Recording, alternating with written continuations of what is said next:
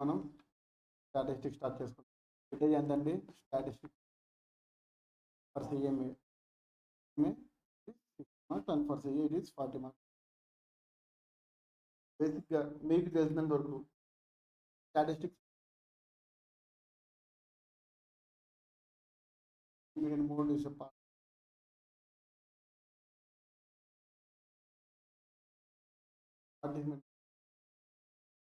Example రూపంలో నేను చెప్పండి మరి.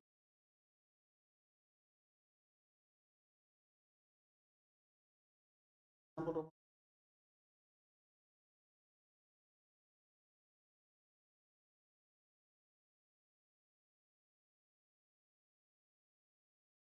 ఎంతమంది విన్నారా అన్న?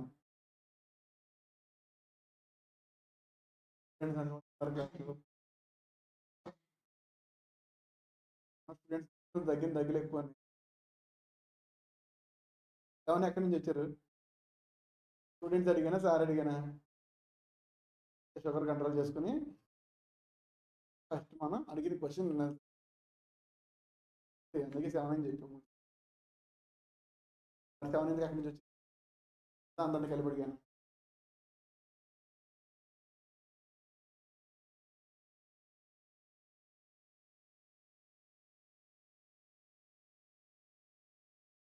లేకపోతే 6 అని చెప్పేవాడు. 6 అని చెప్పాలి మరి. మొన్న క్లాస్లో out of the 6 how many boys ఉన్నావు? 4 బాయ్స్. స్టాటిస్టిక్స్ అంటే అసలు బట్ ఏదైనా సరే ఒక ఇన్ఫర్మేషన్ని న్యూమరికల్ టర్మ్స్లో ఎక్స్ప్రెస్ చేసి మనకి కోవిడ్ ఎప్పుడు వచ్చిందండి? 19లో మనకు కోవిడ్ వచ్చిందా? కోవిడ్ వచ్చినప్పుడు మనం డైలీ న్యూస్ పేపర్లో చూస్తాం కదా, ఏమని చూస్తాం?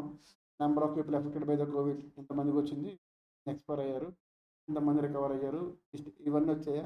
ఆ న్యూమరికల్ టర్మ్స్ని మెన్షన్ చేసేవాళ్ళు. దాన్ని ఏమంటారు? స్టాటిస్టిక్స్. ఏదైనా సరే మనకి ఏదైనా ఒక ప్రూఫ్ కావాలి అంతే. ఎందుకంటే ఇప్పుడు ఎలక్షన్స్ జరుగుతున్నాయా? ఎలక్షన్ జరుగుతుంది. ఫర్ ఎగ్జాంపుల్ ఏపీలో ఎలక్షన్స్ జరుగుతున్నాయి. వైసీపీ గెలిచిద్దా ఆర్ ఏలియన్స్ టీడీపీ జేఎస్పీ గెలిచిద్దా? వాళ్ళకి ఒక ప్రూఫ్ ఉండాలి. అంటే మనం ఈ కాన్స్టిట్యూషన్స్లో గెలుస్తాం. 175 సీట్స్ అని మొత్తం ఆంధ్రప్రదేశ్లో. 175లో మేము ఎన్ని గెలుస్తాం? వైసీపీ వాళ్ళు ఎన్ని గెలుస్తారు, టీడీపీ వాళ్ళు ఎన్ని గెలుస్తారు అని వాళ్ళకి ఒక అంచనా ఉంటుంది. ఎలా ఉంటుంది? వాళ్ళు మొత్తం ఇప్పుడు ఆంధ్రప్రదేశ్లో ఉన్న మొత్తం అందరు జనాభాని కలెక్ట్ చేయరండి, శాంపుల్ డేటా కలెక్ట్ చేస్తారు. ఎగ్జాంపుల్ మనం ఇంట్లో అన్నం ఉడికిందా లేదని తెలిస్తే మన ఇంట్లో అమ్మలు ఏం చేస్తారు? ప్రతి మెతుకుని తీసి చూస్తారా? 1 or 2 పట్టుకుని తీసుకుని ఉడికిందా లేదని చూస్తారు. అలాగే శాంప్లింగ్ వాళ్ళు ఎలా చేస్తారు? ర్యాండమ్గా మా మచిలీపట్నం ఉందండి. మా మచిలీపట్నంలో మొత్తం 1.5 lakhs voting capacity. 1.5 lakhs members ఉన్నారు ఓటర్స్. వాళ్ళు ఏం చేస్తారు? ర్యాండమ్గా ఒక 1000 మంది సెలెక్ట్ చేసుకుంటారు.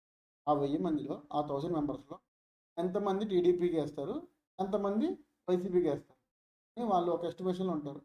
వాళ్ళ సర్వేలో వాళ్ళకి ఒక 30% వైసీపీ, 70% ఇలా టీడీపీ వచ్చింది అనుకోండి.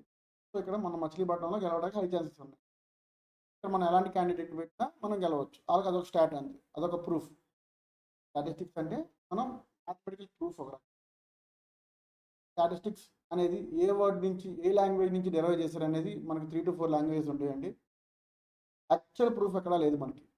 ఖచ్చితంగా స్టాటిస్టిక్స్ అంటే మీనింగ్ ఇది అని చెప్పడానికి ఎక్కడ మనకి ప్రూఫ్ పలానా లాంగ్వేజ్ నుంచి డెరైవ్ చేశారు అని చెప్పడానికి ఎక్కడ లేదండి. 4 లాంగ్వేజెస్ నుంచి డెరైవ్ చేశారు. ఆ 4 లాంగ్వేజ్ మనకు వస్తుంది. ఆ 4 లాంగ్వేజెస్లో స్టాటిస్టిక్స్ని ఒక్కొక్క లాంగ్వేజ్లో ఒక్కొక్క పేరు పెట్టి పిలుస్తాం. అలాగే ఇప్పుడు క్రికెట్ చూస్తే, ఫర్ ఎగ్జాంపుల్ మీరు క్రికెట్ చూసారనుకోండి, హైదరాబాద్లో మ్యాచ్ జరిగింది. హైదరాబాద్ స్టేడియంలో ఒక మ్యాచ్ జరిగింది. ఆ మ్యాచ్లో ప్రిడిక్షన్ స్కోర్ అని ఒకటి ఉంటుందండి. అంటే మ్యాచ్ స్టార్ట్ అవ్వకముందే వీళ్ళు ఫస్ట్ బ్యాటింగ్ చేస్తే ఇంత కొడతారు అని ఒక ఎస్టిమేషన్ ఉంటుంది. ఆ ఎస్టిమేషన్ ఎలా డిసైడ్ చేస్తారు చెప్పండి?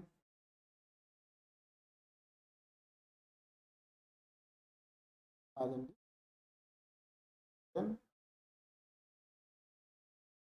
వాళ్ళు ముందు జరిగిన మ్యాచెస్ శాంపుల్గా తీసుకుంటారండి. ఫర్ ఎగ్జాంపుల్ లాస్ట్ 20 మ్యాచెస్ ఒక 30 మ్యాచెస్ తీసుకుంటారు. లాస్ట్ 20 మ్యాచెస్ మొత్తం మీద కలిపి ఒక 4000 రన్స్ కొట్టారనుకోండి ఫస్ట్ బ్యాటింగ్ చేసిన వాళ్ళు. 4000 డివైడెడ్ బై 20 చేస్తారు. ఎందుకు? 20 మ్యాచెస్ ఆడారు కాబట్టి టోటల్ రన్స్ ఎంత చేశారో ఫస్ట్ అది న్యూమరేటర్ కింద చేసుకుని డినామినేటర్లో మొత్తం ఎన్ని మ్యాచెస్ ఆడారు అనేది చూస్ చేసుకుంటారండి. సో 4000 డివైడెడ్ బై 20 ఎంత అండి? 200. యావరేజ్ స్కోర్ వాళ్ళు ఇచ్చేది ఎంత? సరిగ్గా గుర్తుంటే పార్ అంటే ఏంటి? పిఆర్ అంటే ఏంటి? పార్ వాల్యూ అని మనం చెప్పుకున్నాం, వాల్యుయేషన్ ఆఫ్ బాండ్లు. సో పార్ అంటే ఏంటి? డిస్కౌంట్, ప్రీమియం, పార్ అని చెప్పి మీకు 3 చెప్పారు. డిస్కౌంటింగ్ అంటే ఏంటి? Face value. పార్ వాల్యూ అంటే ఫేస్ వాల్యూ. క్రికెట్లో ఏమంటారంటే పార్ వాల్యూ అంటే యావరేజ్ స్కోర్. ఇప్పుడు మనకి యావరేజ్ స్కోర్ ఎంత? 200. లాస్ట్ 20 మ్యాచెస్లో మనం యావరేజ్ చేసుకున్నది ఎంత? 200. అలాగే మనకి హైట్ని బట్టి వెయిట్ ఎంత ఉండాలి అని చెప్పి స్టాటిస్టిక్స్ ఉంటాయి. మేల్ అయితే ఎంత ఉండాలి, ఫీమేల్ అయితే ఎంత ఉండాలి అని.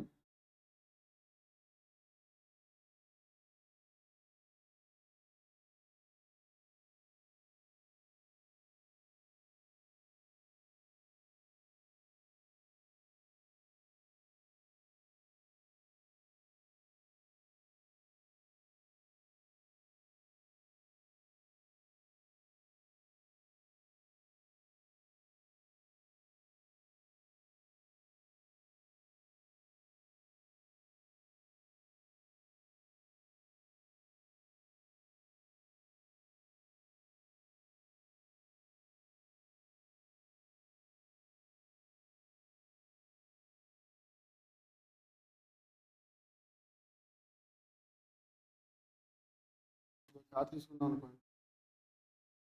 హైట్ని బట్టి వెయిట్ ఎంత ఉండాలి, మేల్ అయితే ఎంత ఉండాలి, ఫీమేల్ అయితే ఎంత ఉండాలి. దీని అర్థం ఏంటి? ఖచ్చితంగా మీరు ఇంతే ఉండాలి అని షూస్ అవుట్ ఏం కాదండి. బట్ ఇంత ఉంటే మీరు హెల్తీగా ఉంటారు, ఇంత ఉండకపోతే మీరు హెల్తీగా ఉంటారు. దాని అర్థం ఏదో లైఫ్ థ్రెటనింగ్ డిసీజ్ ఉందని కాదు. మీకు జస్ట్ లైక్ సమ్ బీపీ ఎక్కువ ఉందనో, సమ్ షుగర్ ఎక్కువ ఉందనో, సమ్ ఫ్యాట్ కంటెంట్ ఎక్కువ ఉందనో, లేదా మీ ఒంట్లో కొంచెం ప్రోటీన్ ఎక్కువ ఉందనో, విటమిన్ డెఫిషియన్సీ ఉందనో, ఇలా చిన్న చిన్నగానే ఉండొచ్చు. కానీ ఎగ్జాక్ట్గా ఎంత ఉందని యాక్చువల్గా చెప్పాలంటే మన వెయిట్ని బట్టి 5.1 ఉంటే ఎంత ఉండాలి, 5.2 ఉంటే ఎంత ఉండాలి అని అదొక ఎస్టిమేషన్ అంతే. అదొక జస్ట్ ఎస్టిమేషన్ అంతే, అంతేగాని కంపల్సరీ ఏం కాదు.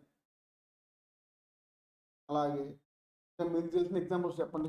ఇప్పుడు నేను చెప్పిన ఎగ్జాంపుల్స్ బట్టి మీకు తెలిసిన ఎగ్జాంపుల్స్ చెప్పండి. స్టాట్స్ అంటే ఇంకేముంటాయి?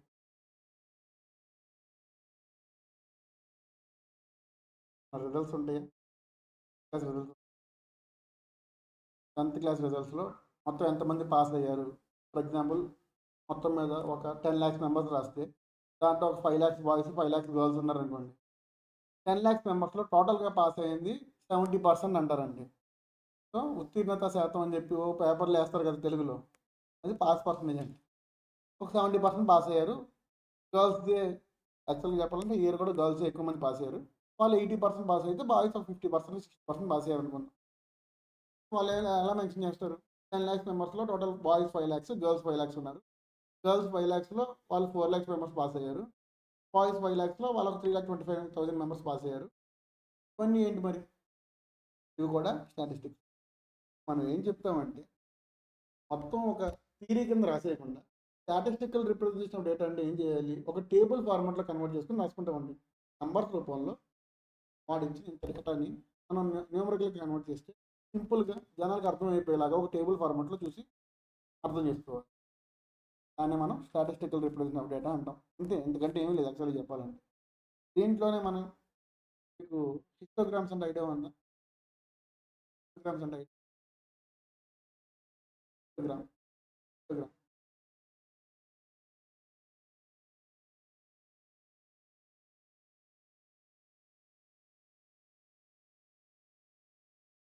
ఉంటాయి. ఐడియానే. ఇది కూడా ఒక రకంగా స్టాటిస్టికల్ రిప్రజెంటేషన్ ఆఫ్ డేటానండి. పై చార్ట్స్ గుర్తున్నాయా? మనకి ఏ యూనియన్ బి అవి చేస్తాం గుర్తున్నాయా? సెట్స్, థీరీస్ అవి గుర్తున్నాయి. అది కూడా statistical representation of data.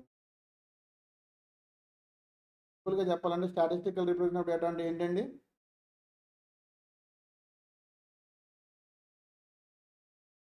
Table చెప్పాలంటే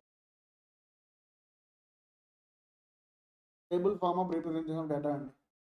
table form of representation of data. సింపుల్గా చెప్పాలంటే అలా గుర్తుపెట్టుకోండి. ఇంకా మీకు తెలిసిన ఎగ్జాంపుల్స్ చెప్పండి స్టాటిస్టికల్ రిప్రజెంటేషన్ ఆఫ్ డేటా అంటే. ఈ ఎగ్జాంపుల్ ఏమే ఉందా? సిఎంఏ ఆర్ సిఏ రాస్తున్నాం కదండి. సిఎంఏ పాస్ పర్సెంటేజ్ ఎంత అండి ఫౌండేషన్కి అండి? పర్సెంట్ ఎంతమంది ఎంతమంది పాస్ అవుతున్నారు యూజువల్గా సిఎంఏ లాస్ట్ ఇచ్చిన పాస్ పర్సెంటేజ్ ఎంత? అది నేను అడిగింది. ఎంత రావాలి పాస్ అవ్వాలంటే అని కాదండి, భయపెడతా కాదండి, జస్ట్ చెప్తున్నాను. ఇప్పుడు మీకు స్టార్టింగ్లో ఫస్ట్ సిఎంఏ స్టార్ట్ చేసిన దగ్గర నుంచి ఫస్ట్ అటెంప్ట్లో చివరిగా ఎంతమంది పాస్ అవుతున్నారు, ఒక 1,00,000 శాంపుల్ తీసుకుందాం. 1,00,000 మంది సిఎంఏ ఫౌండేషన్ స్టార్ట్ చేస్తే సిఎంఏ ఫైనల్ ఫస్ట్ అటెంప్ట్లో ఎంతమంది అయిపోతున్నారు అని ఒక స్టాట్స్ చూద్దాం.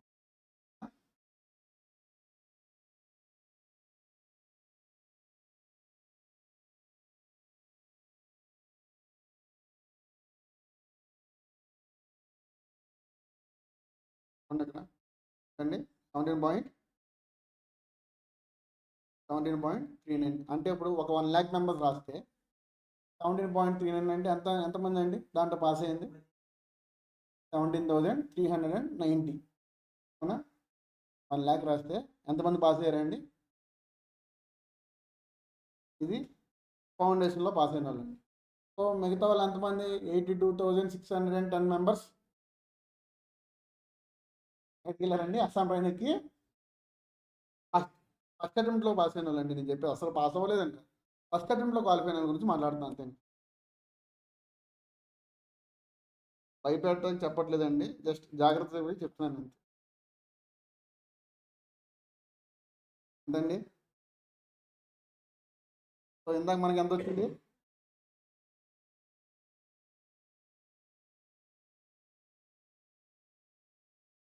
ఫస్ట్ మనం ఎంతమంది స్టార్ట్ అయ్యామండి? 1,00,000 మెంబర్స్ స్టార్ట్ అయ్యాం. దాంట్లో ఎంతమంది పాస్ అయ్యామండి? 17 ఎంతమంది మిగిలిన ఇందాక? 17,390. దీంట్లో ఎంతమంది పాస్ అయ్యామండి సిఎంఏ ఇంటర్? 12.06.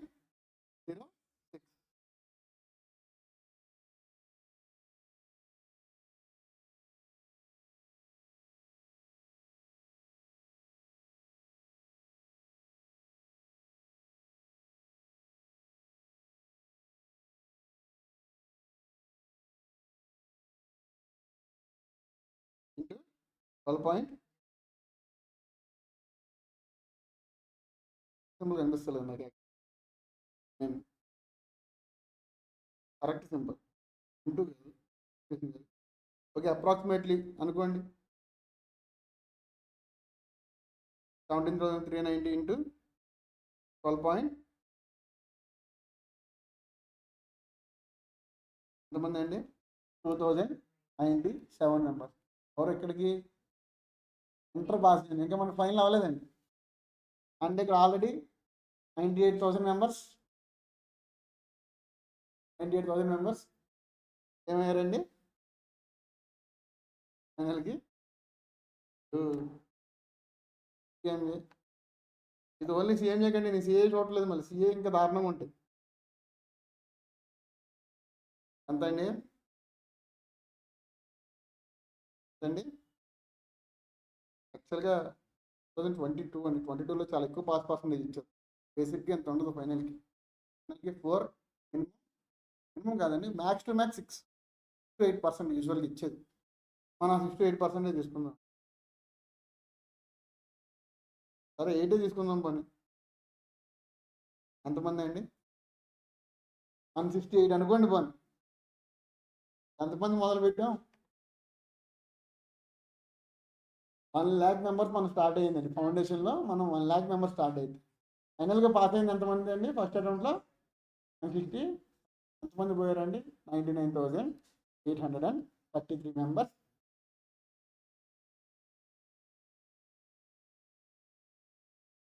టికెట్ బట్ మిగతా వాళ్ళందరూ పాస్ అవ్వరని నేను చెప్పట్లేదండి. వీళ్ళందరూ ఫస్ట్ అటెంప్ట్లో పాస్ అయిన వాళ్ళు, సెకండ్ అటెంప్ట్లో అయిన వాళ్ళు, థర్డ్ అటెంప్ట్లో అయిన వాళ్ళు ఉంటారు.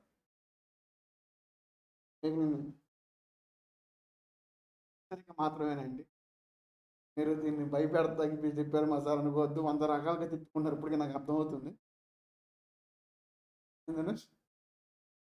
తిట్టుకుంటావా?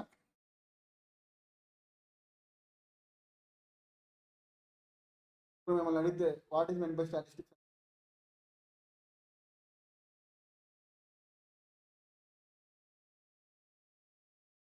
Table or any kind the simplest form of giving the information. ఒక రకంగా చెప్పాలి, the simplest form of giving the information and showing information. మీరు నాకు ఫస్ట్ చెప్పాల్సింది ఏంటంటే డేటా అంటే ఏంటి, ఇన్ఫర్మేషన్ అంటే ఏంటి? డేటా అంటే ఏంటి? డేటా అంటే ఏంటి, ఇన్ఫర్మేషన్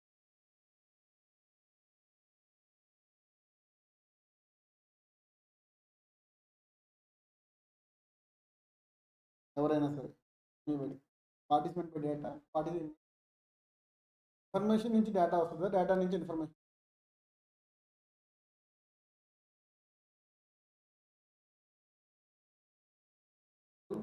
నేను ఏదైనా విషయం గురించి తెలుసుకుందాం అనుకుంటున్నాను. ఫర్ ఎగ్జాంపుల్ నేను ఒక జర్నలిస్ట్గా పనిచేస్తున్నాను. నేను ఇన్వెస్టిగేషన్ కోసం వెళ్తానండి. ఇన్వెస్టిగేషన్ కోసం వెళ్తే నాకు అక్కడ ఏం తెలిసింది, ఇన్ఫర్మేషన్ వచ్చింది. ఇన్ఫర్మేషన్ అనేది ఎలాగైనా ఉండొచ్చండి. ఇన్ఫర్మేషన్ అనేది ఎలా రా అండ్ స్టిక్ అయినా ఉండొచ్చు. ఇన్ఫర్మేషన్ నాకు వచ్చి రైట్ రాంగ్ తెలియపోవచ్చు. ఆర్ అది ఇన్ఫార్మల్ వేలైనా ఉండొచ్చు. ఫార్మల్ వేలో రావాలని లేదు ఇన్ఫర్మేషన్. ఇన్ఫర్మేషన్ అంటే కట్స్ అండ్ పీసెస్ అండి యాక్చువల్గా. ఇక్కడ కొంచెం ఇక్కడ కొంచెం ఇక్కడ కొంచెం అక్కడ కొంచెం తెలుసుకుని ఉంటాం. దాన్ని ఒక ప్రాపర్ ఫార్మాట్లో సెట్ చేసిన తర్వాత మనకు వచ్చేది ఏంటండి, డేటా. ఇన్ఫర్మేషన్ అనేది ఒక 10 చోట్ల నుంచి కలెక్ట్ చేస్తామండి. ఆ కలెక్ట్ ఇన్ఫర్మేషన్ మొత్తాన్ని కలిపి చివరిగా మనం ప్రిపేర్ చేసేది డేటా. అర్థమైందా? ఫస్ట్ ఏం వచ్చింది, ఇప్పుడు మనకి ఇన్ఫర్మేషన్ డేటానా? ఇన్ఫర్మేషన్ అనేది చాలా రకాలుగా రావచ్చు.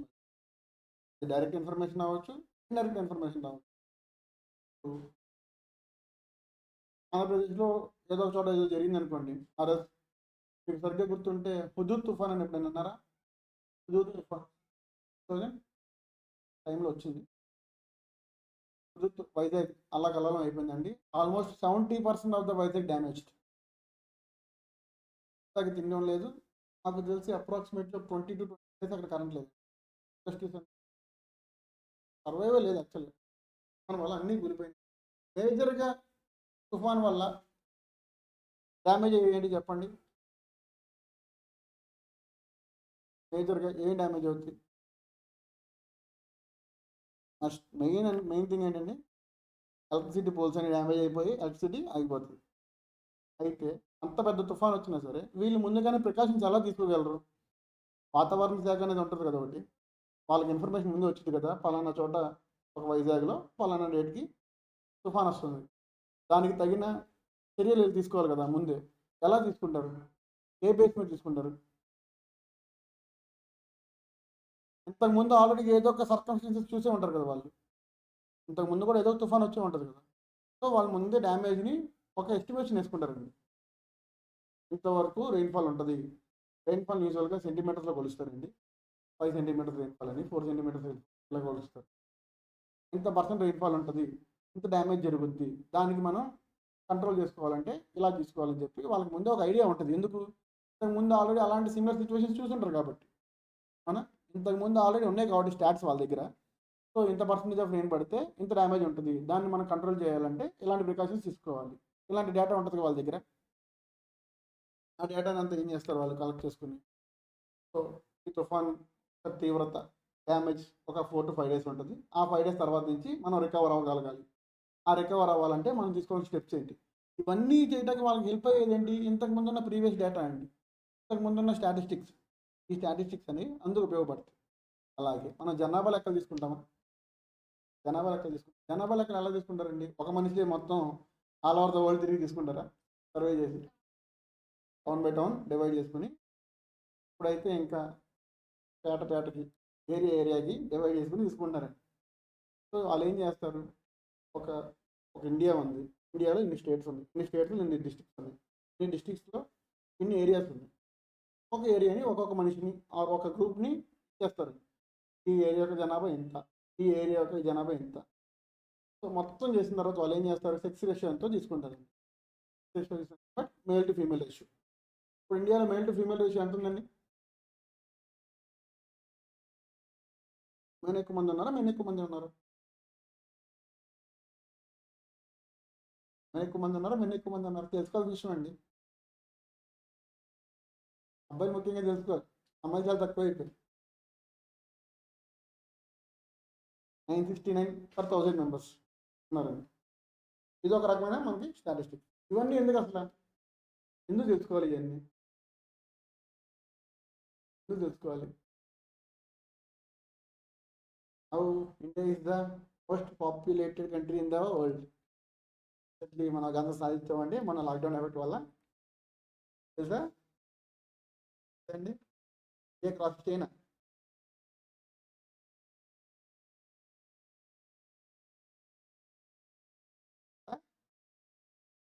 పార్టీ 1 ఇయర్ ముందండి ఈ పార్టీకి ఇంకో 2 కోట్లు పెరిగిపోయి ఉంటాం. అప్రాక్సిమేట్లీ 140 to 145 CR బిట్వీన్ ఉన్నాం మనం. Officially India is the most populated country. And one more thing, India is the youngest country in the world. Youngest country అంటే ఏంటండి?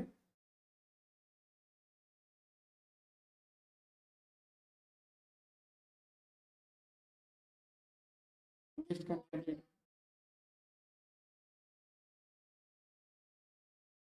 జనాభా ఉన్నారు కదా, అందరూ ఏజెస్ ఉంటాయి కదా, వాళ్ళు ఏం చేస్తారంటే వచ్చి మొబైల్